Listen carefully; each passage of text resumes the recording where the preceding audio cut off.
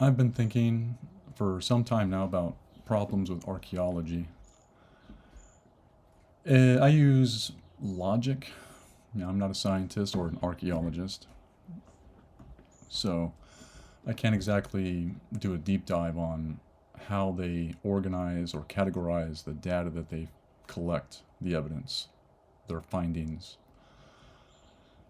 But one of my biggest observations about the archaeological timeline, they say humans came into their own, we came into our own 100,000, maybe 200,000 years ago. I'll go with 100,000. That's fine. And they have no problem admitting that humans 100,000 years ago were very culturally diverse or developed, I guess. Yeah. Even cave paintings, very sophisticated. I think dated as far back as 50,000 years ago. So this is quite substantial, quote, development that they say became. And yet, we didn't learn to domesticate animals or figure out some kind of domestication on a grand scale anyway until 10,000 years ago. Same with agriculture. We didn't figure out how to plant what we eat by design, plant by with purpose agriculture. That's what I am. Until roughly 10,000 years ago. Just the logical approach, like common sense, a simple observation. It took us 90,000 years to figure out the plants we eat grow where we pooped.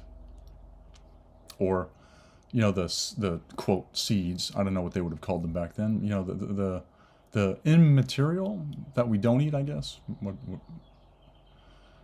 The plant material that we don't eat, which would be the seeds for sure, where we toss them, at the time, like over the course of 90,000 years, we never saw that they grow where we tossed those things inside, the things that we eat, so to speak.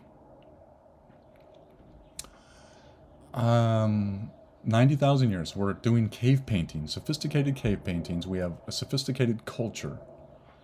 What it took us 90,000 years to figure out how to control the plants that we eat, called agriculture. Just a logical observation. It's a legitimate observation. That's problematic. That's laughable, just from a common sense perspective. But even animals. We never came across baby animals and thought, what if we raised it? Let alone, multiple baby animals. We come just modern human. Why is it? Oh, it's like a modern human. Yeah, ancient man would have been too hungry. They would have just killed whatever they could. That's laughable. They had culture. They clearly appreciated animals. They are doing cave paintings of animals.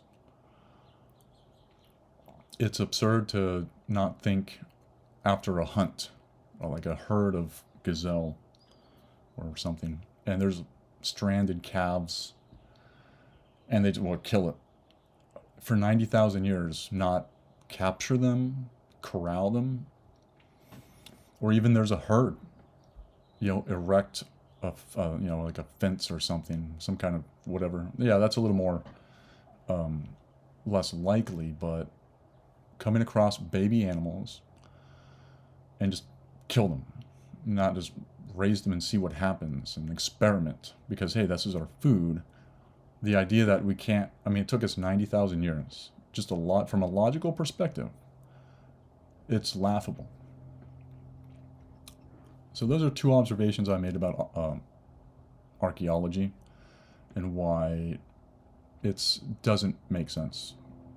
The observation is tangible, and it If it's real, then the amount of corruption with the archaeological field is shockingly, rancid.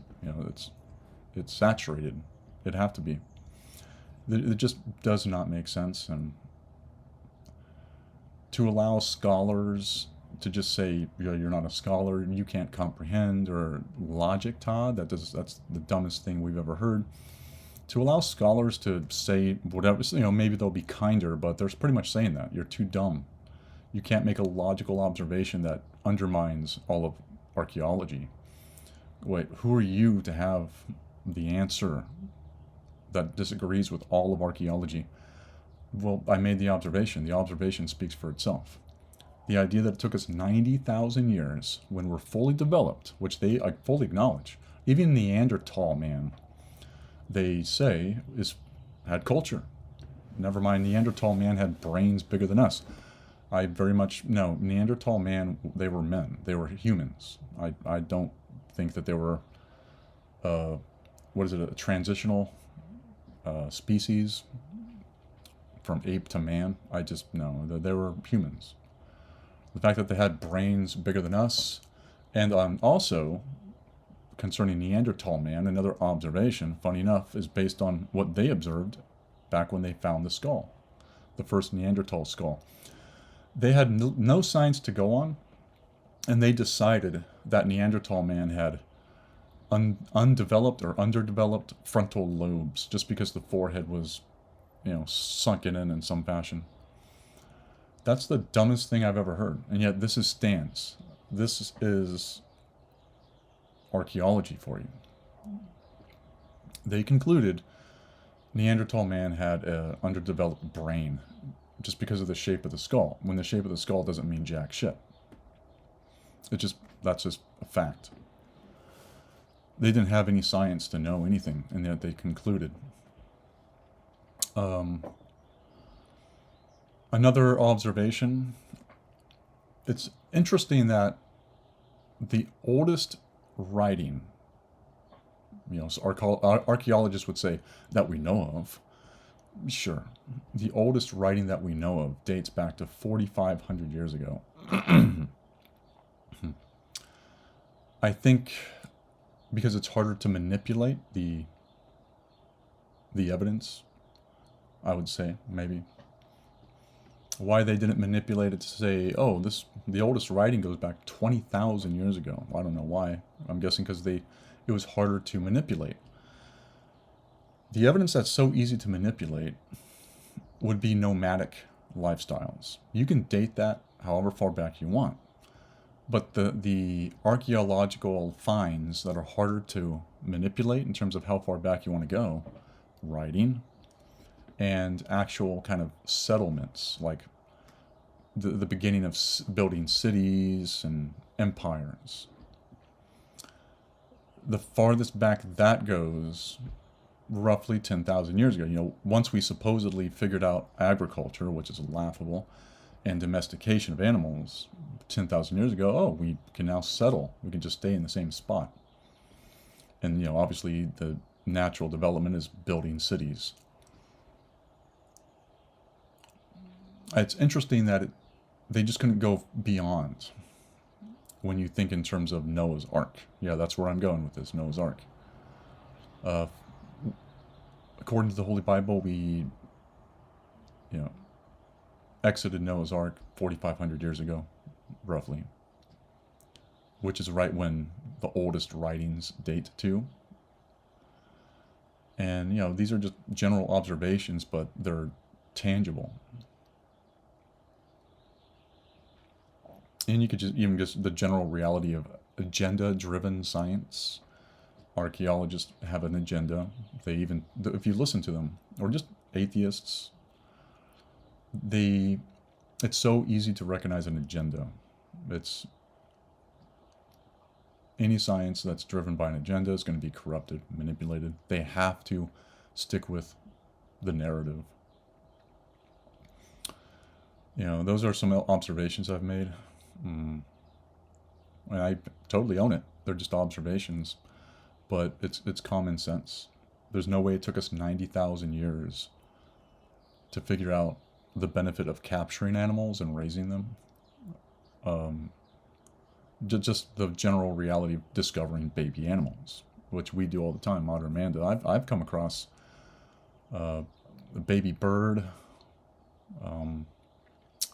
baby snake, and just after a hunt, once again, stranded calves. You chase a herd, and then just plants. Once that too, it's laughable. So anyway, those are my thoughts.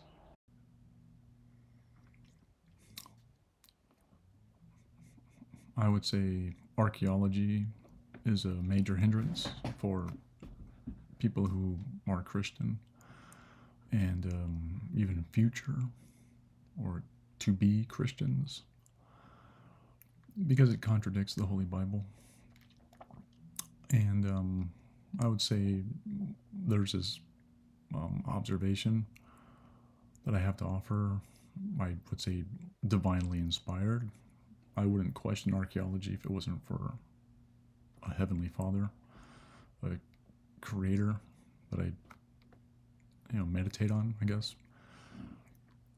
Be still and know that he is God. So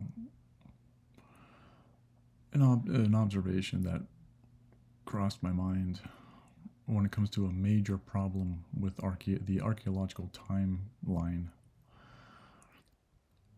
would be the number of transitional species from ape to man that they miraculously discovered. I say that because they don't have that with any other animal. From one species to another, they don't have a dozen or more transitional species. The problem with that is you can't set out to find anything. You can set out to find anything, but not a specific type of species, like a Tyrannosaurus rex. We know they're in the ground. We know that there are more. If you could, they would. That's just a Tyrannosaurus rex fossil is money, and yet they're not just finding them, because you can't purposely find a specific species. So that alone is very revealing. And yet archaeologists have managed to find a dozen at least. I've heard over a dozen, but I won't say dozens. I'll just keep it at a dozen. That's still really bad. Being conservative, for sure, they claim to have found a dozen transitional species from ape to man. And even offshoots. They say some ape species evolved into other species of man, but they died off. I don't know the specifics. I couldn't care less. To have found so many transitional species is just laughable, because you can't set out with a goal and achieve it. Once again, if you could, they would do that with Tyrannosaurus rex fossils. That's an obvious goal. Why wouldn't they do that? Because they can't. Even though they know where they've found them, it's like, they can dig all day long for their entire life and not find a T-Rex skull, even just, cool skull. They're cool. I don't deny that. Let alone, skeleton or whatever. And that applies to transitional species, which they just have not found because they can't. If they were challenged, okay, you claim your goal, you were dead set on finding all these transitional species of ape to man, or various offshoots of man, whatever. Okay, do it. Find another set of at least a dozen transitional species between this animal and that animal. They can't do it because it's not how it works. So that's definitely a problem. Another observation that is very damning, it's a very appropriate word, is yeah, there was an edit there because a thing popped up. But yeah, these other observation is conveniently there are, I say, over a dozen variety of ape species that are of all shapes and sizes that can easily fit into the very famous image of the from ape to man, the walking simulator image, I guess, where slowly but surely the ape gets bigger and bigger, and then the last in line, yeah, would be a human. Conveniently, we have apes of all shapes and sizes that could easily be just manipulated. These two things, along with my other video, I made another video, it all starts to add up, and it looks really bad. It's a damning observation. You can't, in conclusion, you can't set out to find any specific thing. You're just not reality. Just, I don't know. You either, I can lead the horse to water, but I can't make it drink, kind of thing. The observation is just common sense. It's like using the simple things to realize these complex things are a lie. Not that science is. Archeology is a real thing. They use methods that I know are legitimate. Specifically, I forget the terms, like cross-referencing, to say triangulation with information, I guess. I don't, other concepts. Archeology is a real thing, but it's going to be manipulated. If you want to really double down on how damning these observations are, once again, watch my other video. It discusses even more just logical observations that put a real, final nail in the coffin of it's a lie. It's not, I'm not bending over backwards. I'm folding myself into a pretzel. I'm just using common sense and basic observation, which is a legitimate tool to debunk how somebody might make a case, even with evidence. A person builds a case with evidence, which, archaeology, the finds, whatever, though that's evidence. It's just evidence of what? How they interpret it, how they build the evidence, whatever. But then you can look at it with common sense and say, well, wait a second. You make just common sense observations. So that's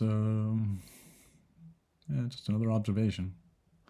Maybe I know I have many observations. I'm just going to put out videos kind of here and there. But yeah, there you go. I thought of something else to add. Since I have an edit, I might as well just edit in something. I kind of like straight talking and just getting it all out in one go. But when it comes to the ape species, or my bad, the quote transitional species from ape to man, I know that many of them are actual literal fragments. They just, this doesn't match anything else, but it's clearly simian. Yeah, that's the word I'm looking for. It's clearly simian ape, but it's like doesn't exist now, so must be transitional species. It's fragments. They have fragments, and they count it as a transitional species. And this information is out there. That this is why I say it, and I don't question it for a second. That this is all factual, but ultimately, I'll say the thing that I'm not really a fan of because it should be understood. you have to do your own looking into it. You don't want to just take someone's word for it. Especially, I mean, the approach I'm using, I totally own how. I mean, if it's almost like it's so absolute because it's just observations and self-explanatory, but it is based on things that I looked up. So, like, well, I could be manipulating the things I looked up, but it's out there. It's